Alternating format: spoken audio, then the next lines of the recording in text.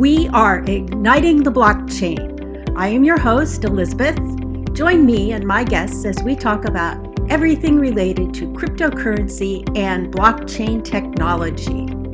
Nothing we say is legal advice or investment advice. Do your own research.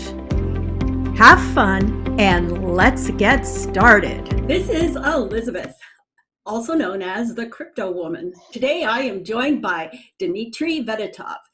Dmitry was born in Russia, educated at Stanford, and lives in Asia for the past 17 years. He's joining us from Hong Kong to talk about his latest project, BC Vault. Hi, Dmitry. Hi, Cryptowoman. Glad to be here. Good. It looks like it's dark there. It's night. Yes, it is. Actually, from here you can see Google's data center and IBM's cloud center out of my window.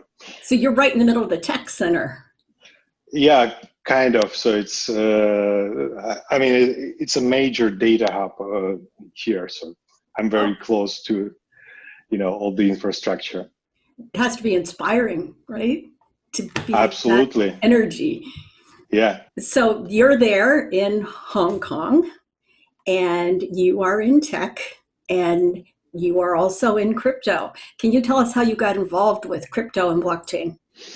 I got involved with blockchain and crypto, I would say around 2012. So by 2013, definitely, I was already in New York at the first Bitcoin center that was located like 100 feet away from New York Stock Exchange.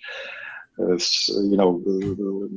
couple of rooms where enthusiasts were, trading Bitcoin in the evenings. I think the cheapest I got in was at about $60 or $80 back then. I of course, I'm obviously regretting not buying a lot right now. And even what I bought, I sold at when it hit like 600 US. I thought, wow, it's already huge. So yeah, a bit of regrets here. Everybody has a regret they didn't get involved earlier. It's interesting to see how it's evolved and progressed, and is becoming easier and easier for people to onboard into the use of Bitcoin and cryptocurrency. And when you actually do purchase it, so that you can use it to either invest or store or use to spend on applications or items, you need to have a wallet. Wallets have been evolving and getting better and better.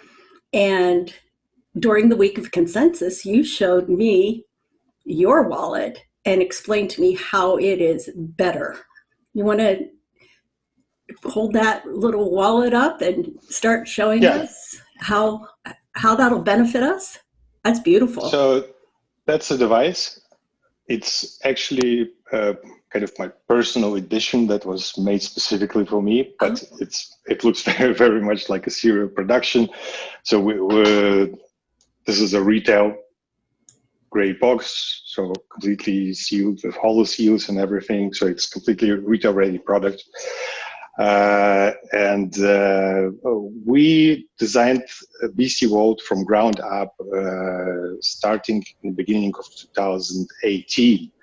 So it was really a result of community-driven involvement in development. So we took an approach of not creating yet another competitor or trying to be cheaper, but really create something without compromise in cost of components or architecture or work necessary to make it easier and more secure. And this resulted in two very interesting things. So first is a crypto community driven development that is ongoing. So I communicate a lot You probably have seen me quite active on Twitter and LinkedIn and Reddit and so on and so forth. So I communicate a lot in community, in crypto communities. And second point that is fascinating our users is our standing commitment to our security. So we have created a challenge, a standing challenge that is basically the fact that each of our devices has a bounty wallet holding Bitcoin, which if somebody manages to hack one of our units, will immediately go to the hacker. We don't have a problem with this, but more importantly, everybody will know that somebody managed to hack us. So we cannot manipulate this information, and it's completely transparent. The address is public, so it's very in the spirit of blockchain and decentralization. Our ability on one hand to claim that we have never been hacked, and inability to manipulate this information, because blockchain cannot be manipulated. People don't like to think about being hacked. People don't want to anticipate that, but it's part of your job to anticipate that eventuality and answer it before you get to that point. So that's responsible. Dmitry, you talked about starting from the beginning when starting from ground zero when you started making your wallet. Can you explain to us how starting from the very beginning makes you different and why it's a better approach? So first of all, obviously, starting now or at a later stage gives an opportunity to learn from mistakes made by players or manufacturers that have been around for a longer period of time. Second advantage is having no legacy costs. So if we talk about mainstream hardware wallets, Trezor and Ledger, both of their retail products were designed and are still based on technology available back in 2011, 2012, which in blockchain years is like Ice Age. So we had an advantage of starting from scratch and not having a pressure to work with unripe technologies. So we really used the latest developments and took a very different approach in every angle and every aspect. So before committing to a decision to produce BC Vault as a device, we really thought a lot whether it's really necessary. And only after coming to a conclusion that it's really necessary and community is asking for it and people are ready to pre-commit. We didn't do any Kickstarter rounds, but people were ready to pre-order, pay up front. So it was a real traction that we saw. Once we said, well, do you need this and this functionality? Does this make sense? So we really wanted to create something that stands out without cutting corners. If I'm understanding you right, then starting from the beginning means that you didn't have to worry about a history of mistakes that you were building on, or a history of fixes, and but that you were driven more about where the space is today and what the needs and the requirements are, both technically and from a user point of view. Yes, something like this. I would correct it or split it into two bullet points. So first, we had an advantage of being able to learn from fails that the existing players made and were able to fix or patch at least. Mm-hmm. So we had an opportunity to not do or repeat the same mistakes. That's an obvious process. But more importantly, since we didn't have a legacy cost in architecture, for example, we don't have a binding to BIP, so this 24 word seed that you need to recover your hardware crypto wallet. Our seed is generated with a built-in gyro sensor in each unit. So when you initialize your unit, you have to move your hand for a period of time, and it generates your seed. So this results, for example, in the fact that you can maintain over 2,000 active units, wallets per device, right? Which is 180 times more than Trezor and Ledger. We really had an opportunity to implement based on the latest technology, both hardware-wise and in terms of blockchain protocols. The wiggling of the device to generate your seeds adds sort of a fun factor to it. But tell us how that seed is different than the BIP seed or the BIP. BIP seed is essentially a very similar to random numbers generator, right? That's something that was invented, I think, in the 70s. And here, instead of numbers, you have random words. So the seed generated by gyro sensor is, to give you a comparison, 3 volumes of War and Peace in length. Wow. Compared to 24 words. Okay, so that's a very different level of encryption to begin with. But for end user, this also results in ability to create over 2,000 active wallets per device, because if you have a BIP seed of 24 words, you can only create predefined set of wallets, and it's limited.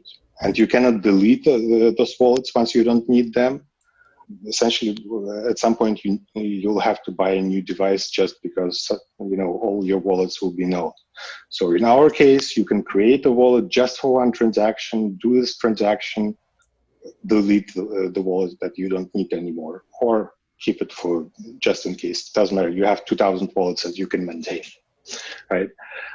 Additional gimmick with a gyro sensor is the fact that it's right and left-handed friendly, right? So if you are right-handed, you hold it like this, but if you want to hold it like this, display turns around. The writing on the screen orients itself automatically. Yeah. Okay, yeah. That's interesting. I can actually demonstrate it.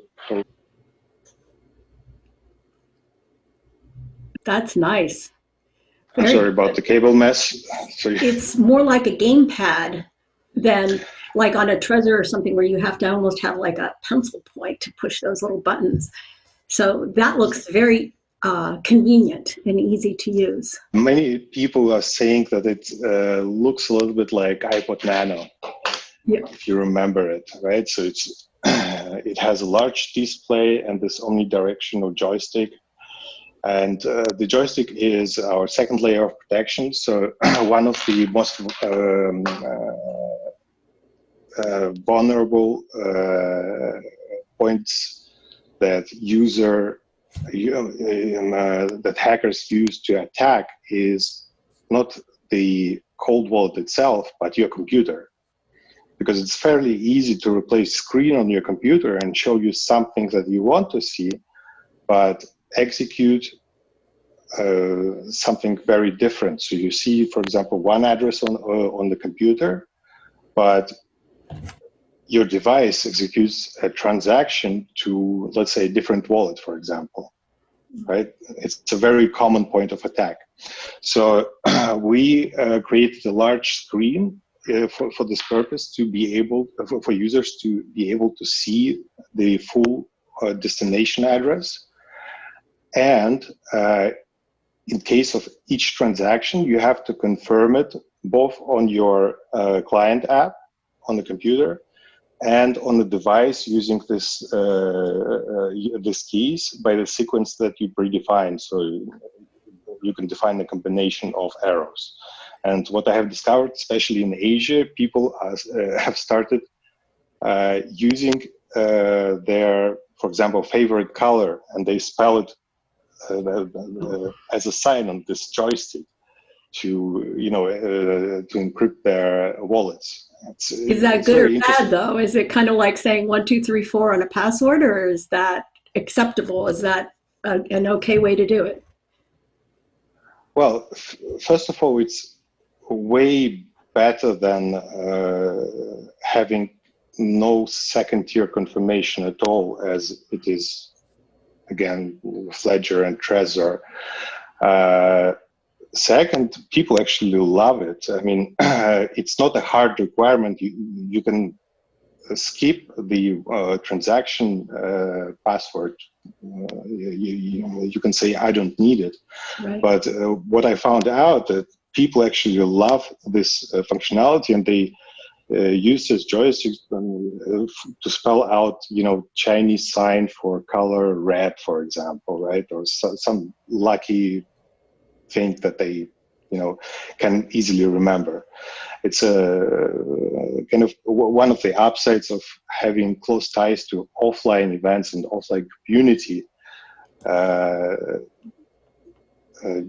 Being able to see how people actually, find new ways to interact with the device. One of the additional features that we have implemented from the beginning, in order to restore your lost, stolen, or damaged unit, we have a built-in Microsd Backup.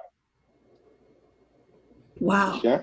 Yeah. So each unit is shipped with a Microsd card, and each unit has a Microsd slot. Backups are encrypted, so you can create as many as you want, give it to anybody you want. Without knowing your credentials, they will not be able to do anything with it. And it's very easy to restore afterwards. So even for novice users, it's a very easy and intuitive process to restore all of your wallets. And if you have like a few hundreds of wallets, or even tens of wallets. I've actually had to update a hardware wallet before and have it not work, which means I have to restore from that seed phrase, right? And then the challenge that I have while I'm laboriously putting all of those in and verifying it is this going to work, right? So you're saying if I backed up this wallet onto a SIM card, I could give that SIM card to my mother to put in her bank vault. And if I lost it, I could just go to her and say, hey, can I have that card? And she could give it to me. And it's as easy as that. Yeah, that's the first way. For people who prefer a different way, we have also an option to print out, I believe, 16 QR codes. That is similar to having a 24 seed, but still it's a QR code that is a little bit more secure than Word. So it's basically you can print out all of those QR codes and give it to 16 different friends. But you should make sure that have it when you that's the thing, because well, it depends. If you are looking for an excuse or a reason, like, for example, this ongoing Craig Wright process, yes, you can fall back on this and say, oh, one of the guys died, and I don't know where the 16th QR code is. Well, you would think if somebody had that big of a fortune, they're going to be a little more careful with it, right? So. Well, for people who bought in at 80 cents, they might not have taken this as serious as people. That's true. Back then, everybody kind of thought of it as like a penny stock. Yeah. It was that risky, maybe it will, maybe it won't, and this is fun. Are those backups are not device dependent either, so that if for some reason my hardware wallet drops in a single flimsy water and stops working, I can grab that card and put it in another one of your devices and it'll work. Is that right? It's correct. And the QR codes, do you scan them with the device? Is there a scanner on it? You use your computer's camera Okay. to scan. So basically, if you want to retrieve or restore from QR codes, you just hold it in front of computer camera, and our client app scans the QR codes and imports everything this way. Well, it sounds to me like you have addressed many, many, many of the challenges that the people you communicate with over all these years have brought up. You know, we have a larger screen, an easier way to enter the information, maybe some safety features, some better recovery features, things like this. Is there any other feature there that sets you apart from the crowd?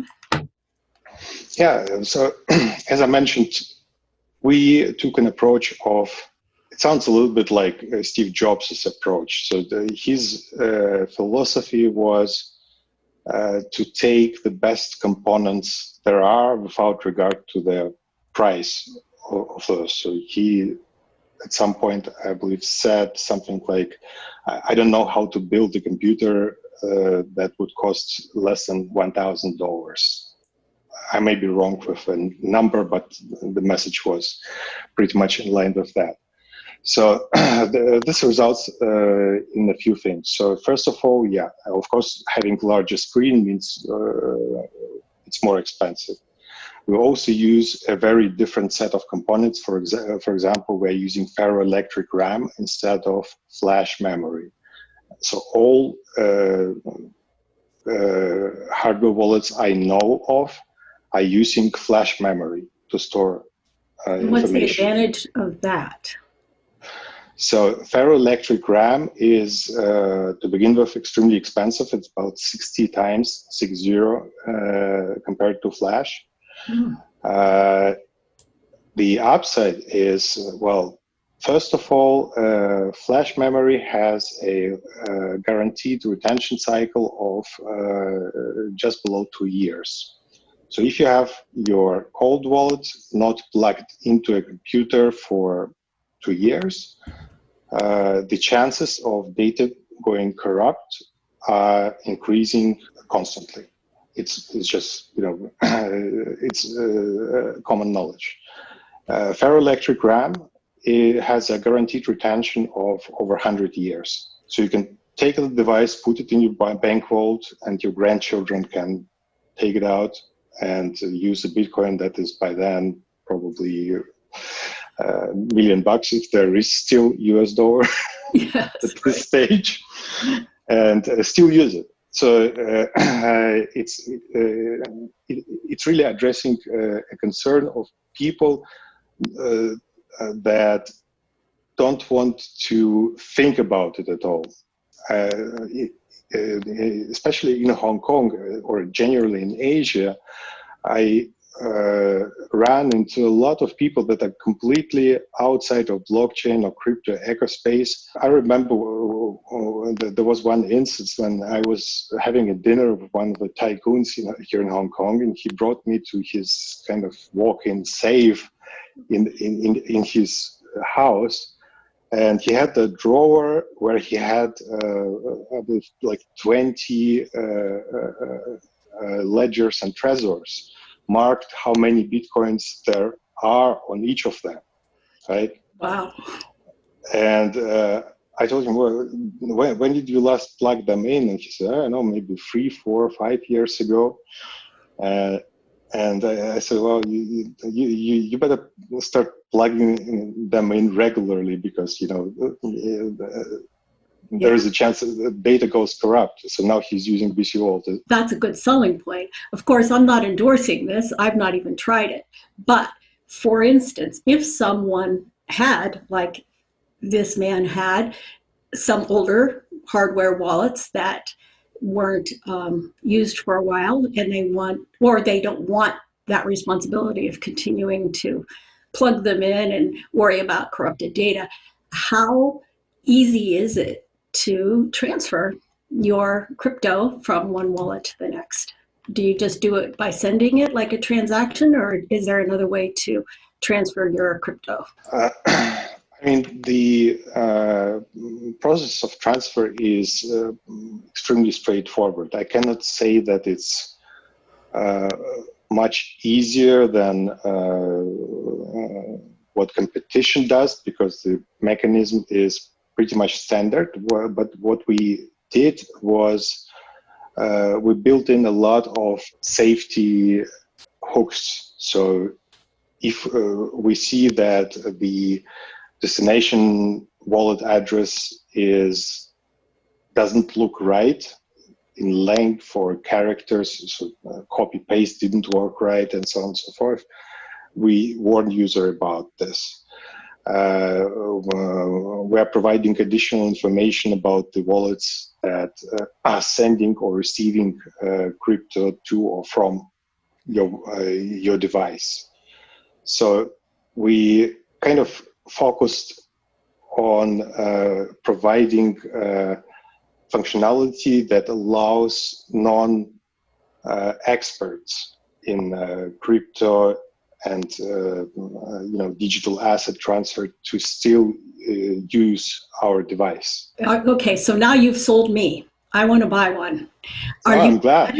Are you competitive with, say, like Trezor and Ledger and Price? You said that you use a lot of the advanced and more expensive technology. Are you competitive or just a little more expensive? Actually, I mean, our basic version that is in plastic, so it's a black rubberized plastic like here on the picture,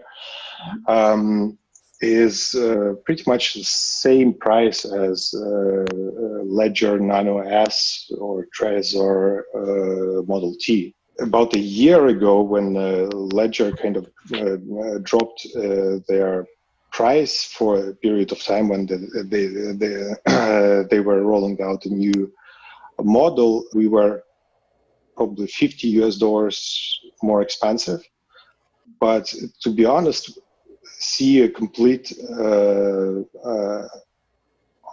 opposite of correlation between price and demand. So to give you an idea, we have three versions of our unit. So insides are pretty much the same. It's a little bit like, if you remember, called Vertophones. It was essentially a Nokia phone with a nicer casing. So our basic version is in rubberized plastic. We have Quicksilver, and we also have a black gunmetal versions. So insides are pretty much the same, just like in Nokia and Verto. But people are choosing to buy more expensive ones. So we have really many more sales of metal version units, although they are almost $110 more expensive than plastic ones. Because, well, from my point, I would do the same. Even if you own half of Bitcoin, a price difference of $100 is not that much of a point to you. You really want to have something nice in your hand. I mean, it's still your money. It's something where you store your money. So I think people don't tend to make a price difference of, 50 or even $100 point of making a decision. So that's your best seller, the one you're holding in your hand?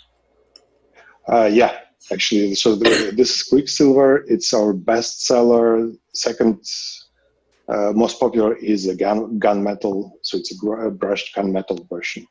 I'll have to look on your website for that. What is your website? bc-vault.com. Okay, I will make sure that we put that up there for anybody else like me who wants to go buy one.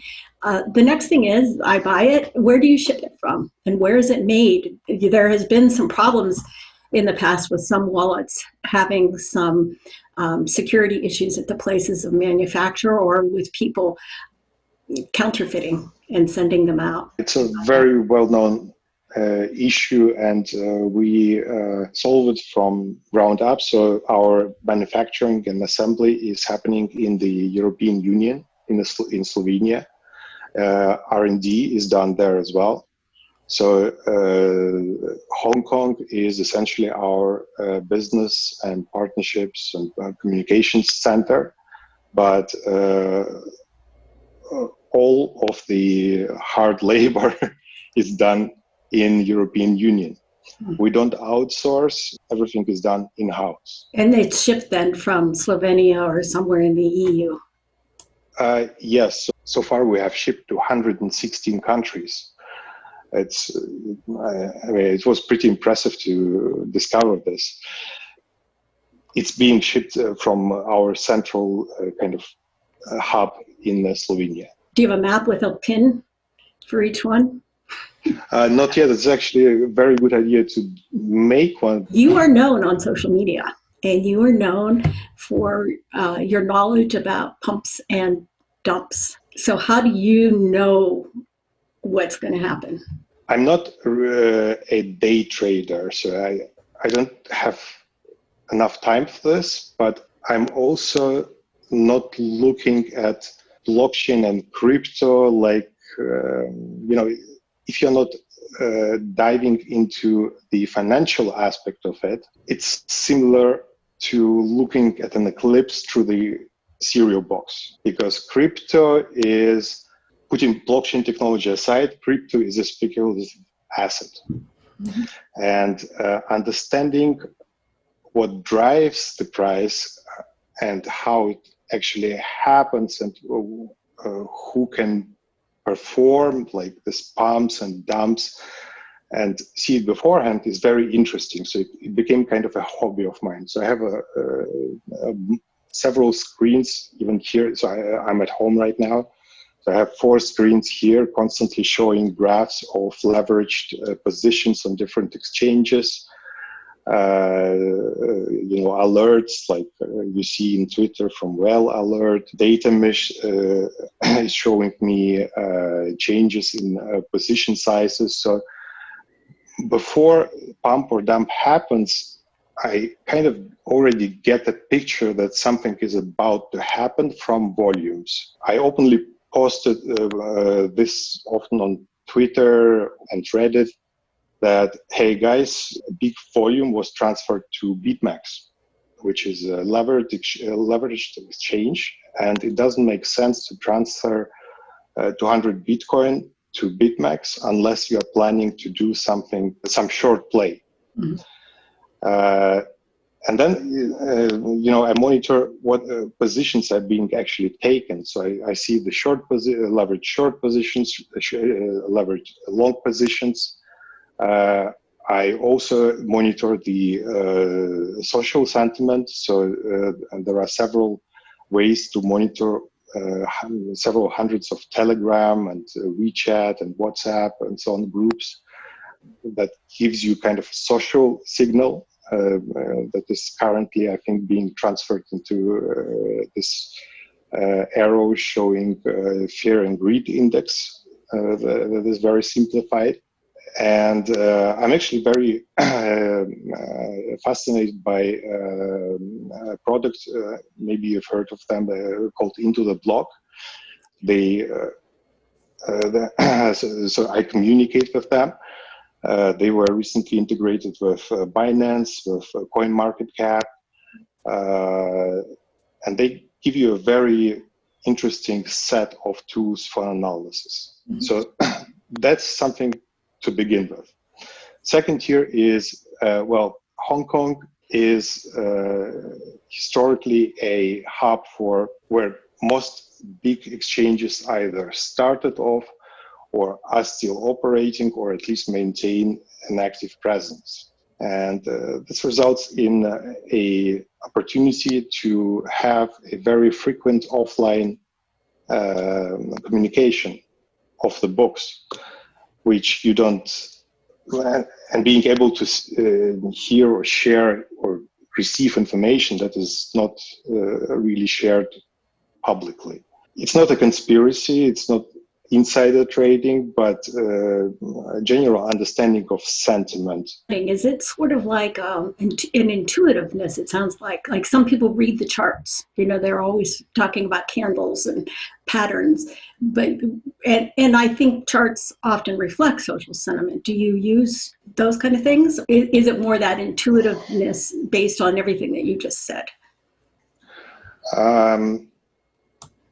In my experience with crypto trading, technical analysis and chart reading and understanding is only useful in a very flat market. So as long as the market is flat and the price is changing based on supply and demand of day traders, it's fine.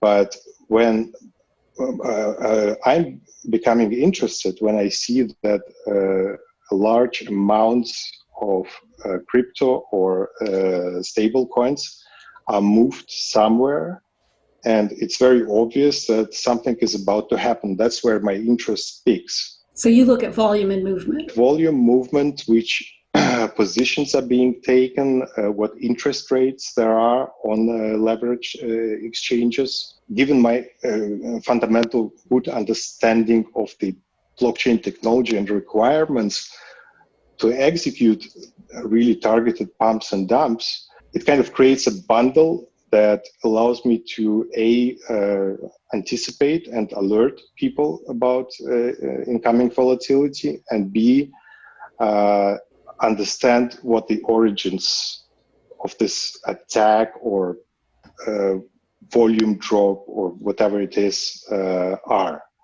So it's a combination of both, having this set of monitors with constantly flashing indicators on them, plus offline networking and personal relationships and ability to tap firsthand to chat on a weekly basis with boards of OKX or BitMEX and so on and so forth. Just because I'm in Hong Kong and it's very short flight to Singapore or Taipei or Beijing, so it's really very useful. Well, since we can't all move to Hong Kong and be your neighbor and have that personal connection, I'm sure that we can follow you and connect with you on social media. And I'll put all of your contact information in the show notes. I'm going to guess we won't find you on TradingView. Yeah, absolutely. I can send you all my links so you can publish them in the description. And feel free to reach out to me directly. So I'm really hyperactive on social media. I'm very unlike, let's say, CEO of Ledger, who is very silent. So if you ask me a question or challenge me about the product or have an idea, you can be 99% sure that it will be on my radar and you will get a response within 12 hours latest. Thank you for being so transparent, both with your customers and with your business, and maybe even sharing some of your insights and intuitions about trading. Yeah, it's really my pleasure. I mean, I really love what I do, and I think it's the key of success in pretty much everything. I really welcome anyone to try or challenge our product. I welcome challenges in our security claim. As I said, we are putting our money where our mouth is, putting up this bounty wallet and giving it transparency. Excellent. I will be fast but verified with a photo of me holding one of your wallets when it arrives. And until then, I'll be watching. All right. Thank you very much. So thank you for your time. Good luck with the series. As I said before, I think if you keep doing it and if you'll be persistent, you have all fundamentals to become very successful in this field. So I have already subscribed to all your to your Twitter, to your YouTube channel. So that's an encouragement for everybody else too. Subscribe to Dmitry, subscribe to the Cryptowoman, and we'll both see you around the block. Thanks for listening. I hope you enjoyed that as much as I did. Check out ignitingtheblockchain.com for materials referenced during this podcast and for a list of other conversations about blockchain technology and cryptocurrency. See you around the block.